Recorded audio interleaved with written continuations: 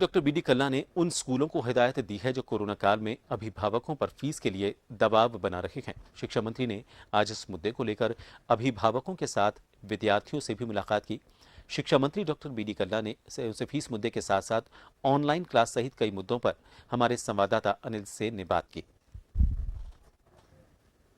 शिक्षा मंत्री बीडी कल्ला जी civil line आवास पर हैं। प्रदेश भर से आए कार्यकर्ताओं की जनसुनवाई यहाँ पर की है और जो समस्या है तमाम समस्याओं को फोकस भी यहाँ पर किया गया है। कई बेरोजगार अभ्यर्थी मिले, अभिभावकों ने मुलाकात की और अपनी बात यहाँ पर रखी, जिनका आश्वासन यहाँ पर दिया गया। आपने जनसुनवाई की है कल्ला जी, किस तरह का आश्वासन? मैं तो यहाँ रहता हूँ तो रोज़ जनसुनवाई करता हूँ और जो भी समस्याएं हल कर सकता हूँ कर देता हूँ और कभी किसी को गलत आश्वासन देता नहीं। आप देख रहे थे अभी सबकी बात सुनी है, कोई परीक्षण के लायक हैं, कुछ हम मेरे लेवल पे करने लायक हैं, उन सबको सुनकर कोशिश करता हूं कि जिन समस्याओं का समाधान मेरे स्तर पर हो सकता है मेरे स्तर पर करें। जो वित्त विभाग से संबंधित है उनको वित्त विभाग को भेजें। इस प्रकार से समस्याओं का समाधान करने में लगे हुए हैं। ज़्यादा खतरनाक नहीं है, लेकिन फिर भी स्कूलों से आपने फीडबैक लिया होगा, लगातार समीक्षा भी आप लोग कर रहे हैं, मुख्यमंत्री स्तर से भी देखा जा रहा है। कुछ स्कूलों को निर्देश देने की जरूरत है या फिर जो ऑनलाइन प्रावधान आपने छोटे बच्चों के लिए किया है ये प्रोसेस चलता रहेगा?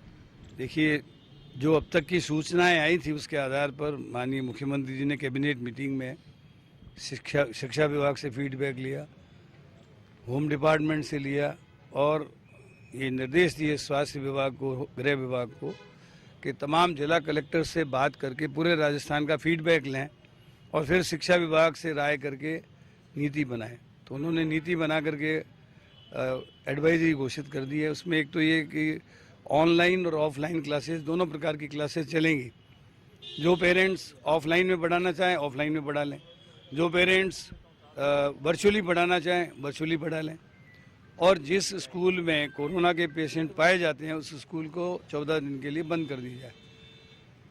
बिना मास्क के कोई बच्चा स्कूल में नहीं आए। भोजनावकाश यदि होता है तो उसमें सामूहिक रूप से बैठ के भोजन नहीं करें। प्रार्थना जो है एक साथ नहीं हो के क्लासरूम में ही प्रार्थना सभा हो। तो इस तरह से कई प्रिकॉशंस के साथ एडवाइजरी जारी कर दी है। कोरोना की गाइडलाइन का पूरा पालन किया जाएगा और ये कोशिश की जाएगी कि कोरोना स्कूलों में नहीं फैले। कुछ स्कूल अभी भी लापरवाही कर रहे हैं, जो ऑनलाइन नहीं दे रहे बच्चों को, बाध्य कर रहे हैं अभिभावकों की वो स्कूल तक पहुंचे। ऐसे में कुछ उनके खिलाफ एक्शन या उनको हिदायत दी जाएगी? देखिए, जिन स्कूलों के बारे में शिकायत प्राप्त होगी हमारे अधिकारियों को कह दिया गया है कि कोई भी बच्चे के पेरेंट्स को, बच्चों को कोई स्कूल का संचालक परेशान नहीं करेगा और शिकायत आती है उसका तत्काल समाधान करें। एक आखिरी सवाल आपसे है कि अगले सत्र में नए ड्रेस के अंदर बच्चे होंगे, नए पोशाक उनके लिए तैयार की जा रही है, लेकिन बीजेपी हमलावर है कि सियासी रंग दिया जा रहा है। हालांकि पिछली सरकार में बीजेपी ने भी रंग बदला था। देखिए, बीजेपी ने तो रंग बदला था अपनी पार्टी का, हमने ऐसा कोई काम नहीं किया है। पार्टी का मतलब साइकिल का जो रंग है वो पार्टी के चुनाव चिन्ह पर, ऐसा तो हमने नहीं किया है।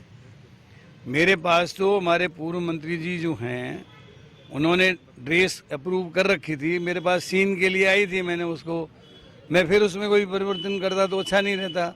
मैंने उसको कहा ठीक है, जो निर्णय किया है वो उचित है, उसको लागू कर दिया जाए। तो ये बीजेपी वाले तो खाम खा मतलब क्या है कि विरोध के लिए विरोध कर रहे हैं। इनको पता ही नहीं है ड्रेसें मुफ्त में दी जा रही हैं।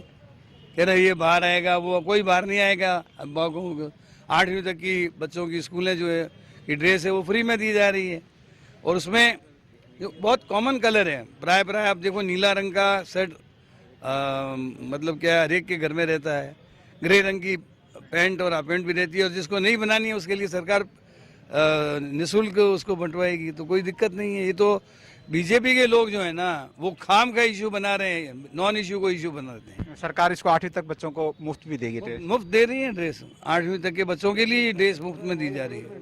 बिल्कुल, शिक्षा मंत्री बीडी कल्ला जी थे जिन्होंने बीजेपी पर भी हमला बोला ड्रेस के कलर चेंज करने को लेकर। ये भी कहा है कि एजुकेशन सेक्टर को लेकर किस तरह से बेहतर किया जाएगा। सहयोगी सुशील यादव के साथ अनिल सेन,